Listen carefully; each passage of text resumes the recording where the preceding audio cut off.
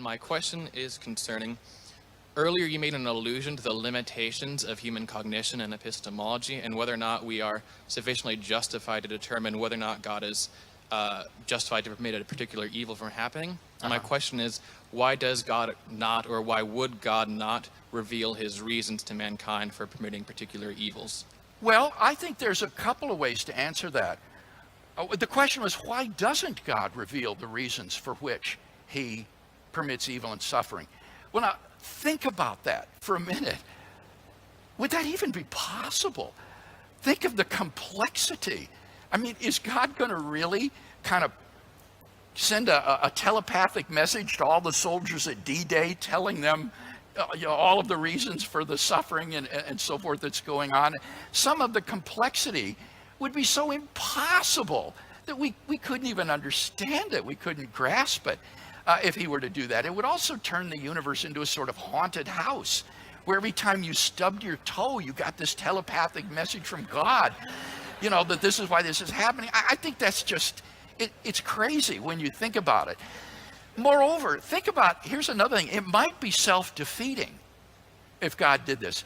Suppose God told you, well, the reason I'm going to allow your daughter to be killed in an automobile accident, or the reason she was killed, is because I want to bring you and your wife closer together in your marriage through sharing this common grief, and therefore you'll be greatly used by me. And you might be so angry with God for doing that you would divorce your wife and thereby frustrate his purposes. Do you see what I mean? Some of these could lead to these sort of self-stultifying circles where then he wouldn't have the daughter die in the accident because it didn't bring about the good. So it's kind of like Scrooge in Dickens' Christmas Carol, when Scrooge says to the spirit of Christmas yet to come, are these the shadows of things that will be, or the shadows of things that may be only? And the spirit doesn't answer him. Silence.